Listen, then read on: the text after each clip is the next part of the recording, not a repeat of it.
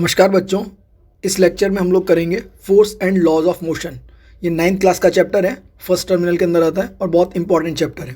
ठीक है, तो सबसे पहले फोर्स क्या होता है। जैसे आप लोगों ने देखा हो, हम किसी चीज़ को धक्का देते हैं, खींचते हैं तो हमारी एनर्जी लग रही होती है, उसको हम बोलते हैं कि कम फोर्स लगाओ, तेज फोर्स लगाओ। तो ये फोर्स होता क्या है, फोर्स क्या होता है, अगर हम डेफिनेशन पे जाएं तो force it is a push and pull of an object that produces acceleration in the body on which it acts. मतलब ये किसी चीज़ को खींचना या धक्का देना जिससे कि जिस भी चीज़ के ऊपर ये करा गया है उसके अंदर एक्सेलरेशन प्रोड्यूस हो, उस बॉडी के अंदर एक्सेलरेशन हो, वो अपनी जगह से मूव कर जाए, उसको हम बोलते हैं फोर्स। और फोर्स की एसआई यूनिट होती है न्यूटन। ठीक है, अब फोर्स किस किस तरीके से ले सकती है या उसके क्या परिणाम हो सकते हैं। तो a force can do 3 types of things on a body. जैसे कि it can change the speed of the body, it can change the direction of the motion of a body, it can change the shape and size of the body. जैसे कि अगर हम example में बात करें कि उसकी स्पीड को ये चेंज कर सकता है। आपने क्रिकेट का मैच देखा होगा, एक बॉलर अपनी स्पीड से कुछ बॉल डालता है, ठीक है, तो जब बैट्समैन उसके ऊपर बैट लगाता है, अगर उसको वो चाहे तो उसकी स्पीड के अंदर कितना चेंज कर सकता है। चाहे तो बैट से रोक, उस बॉल को वहीं का वहीं भी रोक सकता है। अगर वो तेज़ी से बैट घुमाता है तो उस बॉल की स्पीड में चेंज करके उसको चौका या छक्के के लिए भी निकाल सकता है। ठीक है, तो ये होता है स्पीड ऑफ चेंज। साथ में क्या होता है, change in direction of motion. Same example पे जाते हैं। जैसे अगर क्रिकेट के अंदर एक बॉलर बॉल डाल रहा है तो अगर बैट्समैन उसको सही जगह से प्लेस करता है तो अलग अलग डायरेक्शन के अंदर बॉल को मूव भी कर सकता है। तो बॉल जरूरी नहीं है कि स्टंप स्ट्रेट जाएगा, उसके बैक साइड पे भी जा सकता है, साइड में भी जा सकता है, हवा में भी जा सकता है। तो उसके डायरेक्शन ऑफ मोशन को भी वो बदल सकता है। फिर थर्ड चीज़ आती है change in shape and size of a body.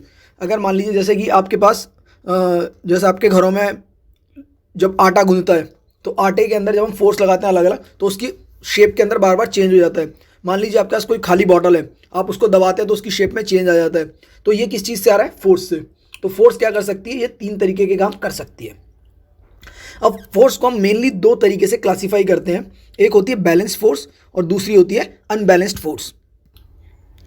Balance force और अनबैलेंस फोर्स। तो बैलेंस फोर्स क्या होती है, जैसे कि नाम से ही पता लग रहा है, forces are said to be balance force if they nullify one another and their resultant force is zero. इसका मतलब क्या है, मान लीजिए कि एक बॉक्स है, उसको 2 लोग खींच रहे हैं और दोनों सेम फोर्स लगा रहे हैं, तो वो बॉक्स कहाँ जाएगा, वो बॉक्स कहीं भी मूव नहीं करेगा, क्योंकि दोनों तरफ से क्या है, फोर्स बराबर लग रही है। तो जब भी 2 तरफ से बराबर फोर्स लगती है हम उसको बैलेंस फोर्स बोलते हैं, और उसका जो रिजल्ट होता है वो जीरो होता है, क्योंकि जो ऑब्जेक्ट है उसके अंदर कोई मूवमेंट नहीं होती है। तो फिर अनबैलेंस्ड फोर्स क्या हुआ, बिल्कुल इसका opposite. When 2 opposite forces acting on a body move a body in the direction of the greater force और the force which bring motion in a body are called as unbalanced forces. मतलब अब मान लीजिए 2 लोग हैं, एक थोड़ा कमज़ोर है, एक बहुत ताकतवर है, और वो एक बॉक्स को खींच रहे हैं, तो डेफिनेटली वो बॉक्स किस तरफ जाएगा, जो ताकतवर है वो उसे अपनी तरफ खींच लेगा। तो वो किधर की तरफ मूवमेंट हुआ, उसका जो ताकतवर था उसकी तरफ मूव कर गया वो। तो ये क्या हो गया, अनबैलेंस फोर्स, क्योंकि दोनों चीज़ें क्या है, बैलेंस नहीं है। जिसके पास ज़्यादा पावर है, जिसके पास ज़्यादा फोर्स है, उसने उसको अपनी तरफ तेजी से खींच लिया है। ठीक है, अब इस चैप्टर के अंदर हमारे को 3 लॉ पढ़ने हैं मोशन के। First law of motion, second law of motion और थर्ड लॉ ऑफ मोशन। ठीक है, बहुत ईजी है, मैं बहुत अच्छे से समझाऊंगा। और उसके बाद इन तीनों लॉ को याद करने के लिए मैं एक स्टोरी भी दूंगा आपको। ठीक है, तो आप पहले एक बार लॉ समझ लीजिए, उसके बाद मैं स्टोरी बताऊंगा, तो स्टोरी से आप उस लॉ को बहुत अच्छे से समझ सकते हैं। ठीक है, पहले करते हैं first law of motion. First law of motion क्या कहता है, an object remain in a state of rest और of uniform motion in a straight line unless acted upon by an external unbalanced force. इसका क्या मतलब हुआ कि first law हमारा कहता है कि कोई भी ऑब्जेक्ट है, कोई भी वस्तु है, वो अपनी जगह पे रहना चाहती है हमेशा। अगर वो रुकी हुई है तो वो रुकी रहना चाहेगी, अगर वो मूव कर रही है तो वो मूव करनी चाहेगी, अनलेस जब तक कि उसके ऊपर कोई बाहर से कोई फोर्स ना लगे। जैसे कि मान लीजिए आप एक कॉइन को रोल करते हैं ज़मीन पे, ठीक है, तो वो तब तक रोल करता रहेगा जब तक आप उसे बाहर से रोक ना दें। ठीक है, और अगर वो रुका हुआ है, कहीं पे रखा हुआ है, तो हमेशा वो उसी जगह रुका रहेगा जब तक आप उसे उठा के कहीं और प्लेस ना कर दें। तो ये हमारा फर्स्ट लॉ ऑफ मोशन कहता है। ये किसकी वजह से होता है, इसका ये होता है आपके इनर्शिया की वजह से। अब ये इनर्शिया क्या होता है, इनर्शिया क्या होता है, the natural tendency of an object to resist a change in its state of rest और of uniform motion is called inertia. मतलब इनर्शिया किसी भी ऑब्जेक्ट की वो टेंडेंसी होती है कि अगर वो रेस्ट में है तो वो रेस्ट में ही रहना चाहेगा, अगर वो मूव कर रहा है तो वो मूव करना चाहेगा। तो यही हमारा होता है इनर्शिया। ठीक है, इसी की वजह से हमारा फर्स्ट लॉ ऑफ मोशन भी काम करता है, और कभी कभी इसीलिए हम फर्स्ट लॉ ऑफ मोशन को लॉ ऑफ इनर्शिया भी बोलते हैं। ध्यान रखिएगा, फर्स्ट लॉ ऑफ मोशन को लॉ ऑफ इनर्शिया भी बोलते हैं। और the mass of an object is measure of its inertia, जो किसी भी ऑब्जेक्ट का मास हम मेजर करते हैं वो हम एक्चुअली में उसका मास नहीं, हम उसका इनर्शिया मेजर करते हैं कि उसकी क्या टेंडेंसी है अपने चेंज के रेजिस्ट करने की। और इसकी ऐसा यूनिट हमारी होती है किलोग्राम्स। और एक चीज़ और ध्यान रखिएगा, जो भी बॉडी जिसका मास ज़्यादा होगा उसका इनर्शिया भी हमेशा ज़्यादा होता है। अब एक चीज़ आती है फ्रिक्शनल फोर्स क्या होता है। फ्रिक्शनल फोर्स क्या होता है? The force that always opposes the motion of an object is called force of friction. मतलब कोई भी ऐसी फोर्स जो अपने मोशन के ऑब्जेक्ट को अपोज करती है, उसको रोकती है। जैसे कि मैंने आपको एग्जांपल दिया कि आपने एक कॉइन को रोल किया फर्श पे, तो कहीं आप देखते हैं थोड़ी देर के बाद जाके वो रुक जाता है। तो वो जिस वजह से रुक रहा है, वो जो फोर्स होती है वो होती है हमारी फ्रिक्शनल फोर्स। अगर आप एक कारपेट के ऊपर एक मार्बल यानी कंचे को रोल करेंगे तो थोड़ी देर जाने के बाद वो कहीं ना कहीं रुक जाता है। वो किसकी वजह से रुकता है? वो जो फोर्स होती है, this is the frictional force. वो फ्रिक्शन होता है, और ये फ्रिक्शन फोर्स हमेशा अपोजिट होती है मोशन के। जिस डायरेक्शन के अंदर मोशन लगेगा उसके अपोजिट डायरेक्शन के अंदर हमारी फ्रिक्शन फोर्स लगती है। ठीक है, सेकेंड लॉ करते हैं हम सेकेंड लॉ ऑफ मोशन। तो सेकेंड लॉ ऑफ मोशन क्या कहता है? सेकेंड लॉ ऑफ मोशन क्या कहता है? The rate of change of momentum of an object is proportional to the applied unbalanced force in the direction of force. Mathematically हम किस तरीके से बोलेंगे, पहले मगर इसके अंदर आते हैं मोमेंटम क्या होता है हमारा। मोमेंटम क्या होता है? देखिए, momentum of an object is the product of its mass and velocity, and उसका जो डायरेक्शन होगा, and it has the same direction as that of velocity. जिस डायरेक्शन के अंदर फोर्स लग रहा है या वेलोसिटी लग रही है, उसी डायरेक्शन के अंदर मोमेंटम भी होगा। और इसकी एसआई यूनिट हमारी क्या होगी? Kilogram metre per second. ये जितनी एसआई यूनिट है ये बहुत इंपॉर्टेंट है, एग्जाम में आती है। ठीक है, अब हम पढ़ते हैं दोबारा सेकंड लॉ ऑफ मोशन है क्या। सेकंड लॉ ऑफ मोशन हमारा कहता है जो फोर्स होगी ना वो डायरेक्टली प्रोपोर्शनल होगी जो चेंज इन मोमेंटम होगा उसके रेट में।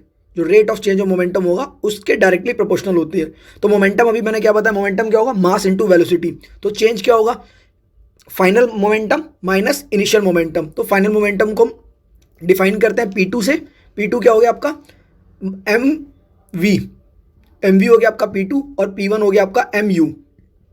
तो जो हमारा फोर्स होगा वो हो जाएगा mv माइनस mu, और उसको हम कॉमन ले लेंगे m को, तो हमारा बन जाएगा force is directly proportional to m bracket v minus u divided by t। और अब आपका ये जो v minus u divide by t है, यही हमारा क्या होता है? एक्सेलरेशन। ठीक है, तो v minus u divide by t को हम लिख देंगे एक्सेलरेशन से। तो हमारी जो फोर्स होगी वो हमारी इक्वल हो जाएगी मास इंटू एक्सेलरेशन के। ठीक है, देखिए अब उसके बाद पढ़ते हैं third law of motion. Third law of motion क्या कहता है कि भाई जो भी फोर्स होगी ना उसके कोई ना कोई इक्वल और अपोजिट रिएक्शन के अंदर दूसरा फोर्स भी लग रहा होता है, कभी भी कोई एक्शन होगा तो थर्ड लॉ ऑफ मोशन क्या कहेगा? To every action there is an equal and opposite reaction and they act on the two different bodies. और वो दोनों अलग अलग बॉडीज के ऊपर लगेंगे। जैसे कि आपने रॉकेट देखा हुआ चलता हुआ, जब रॉकेट चलता था उसके पीछे बहुत सारी तुमने आग निकलते हुए देखी होगी। तो वो जो आग चल रही होती है, आग का डायरेक्शन जमीन की तरफ होता है और रॉकेट का डायरेक्शन आसमान की तरफ होता है, मगर दोनों के अंदर इक्वल फोर्स लग रही होती है और दोनों अपोजिट डायरेक्शन में लग रही होती है। इसी तरीके से जैसे तुमने गोली चलते देखा होगा बंदूक से, तो जब बंदूक से गोली चलती है तो उसकी बंदूक की गोली आगे जाती है तो बंदूक जो रहती है वो पीछे को धक्का मारती है, और ये दोनों का फोर्स बराबर होता है। जितना तेज फोर्स होगा उतनी तेज बंदूक की गोली जाती है। यही हमारा कहता है थर्ड लॉ ऑफ मोशन। अब एक चीज़ और हम कर लेते हैं कि 1 न्यूटन क्या होता है। 1 न्यूटन ये बहुत इंपॉर्टेंट है एग्जाम पर्सपेक्टिव से। तो 1 न्यूटन एक वो फोर्स होता है, a force of 1 newton produces an acceleration of 1 metre per second square of an object of mass 1 kg। इस डेफिनेशन को ऐसे याद कर लेना। 1 न्यूटन एक्चुअली में क्या होता है? वो फोर्स, 1 न्यूटन की फोर्स क्या होती है जो एक्सेलरेशन प्रोड्यूस करे 1 मीटर पर सेकंड का किसी भी ऑब्जेक्ट का जिसका मास 1 kg है। तो 1 न्यूटन किसके बराबर होगा? 1 kg metre per second square. Force का फॉर्मूला लगाना है, force is equal to mass into acceleration. अब जैसे मैंने आपको बोला था, ये 3 लॉ जो है आपके, तीनों लॉ को याद करने के लिए एक छोटी सी स्टोरी बताता हूँ, थोड़ा फनी वे में लीजिए, आपको याद हो जाएंगे तीनों लॉ। तो जैसे ये तीनों लॉ किसके हैं? न्यूटन के। तो हम मानते हैं कि भाई एक बार की बात है, न्यूटन जो है एक पेड़ के नीचे बैठा था, तो उसने देखा पेड़ के नीचे गाय बैठी हुई है, तो उसको मजाक करने का सूझा, उसने उसकी पूंछ थोड़ी सी घुमाई तो गाय चलने लगी। तो न्यूटन ने अपना पहला लॉ बना दिया, Newton's first law of motion. क्या मतलब था कि भाई गाय जब तक बैठी है तो बैठी रहेगी, अगर चलेगी तो चलती रहेगी। तो वही था फर्स्ट लॉ कि कोई भी ऑब्जेक्ट अपने रेस्ट की पोजीशन में है तो रेस्ट में ही रहेगा, और अगर मूव करेगा तो मूव करता चला जाएगा। First law of motion. ठीक है। अब आता है सेकंड लॉ ऑफ मोशन। जब उसने गाय की पूंछ मरोड़ी तो चलते चलते वो आवाज़ निकालने लगी। तो गाय जैसे आवाज़ करती है ना माँ माँ करके, तो माँ क्या बना एम ए।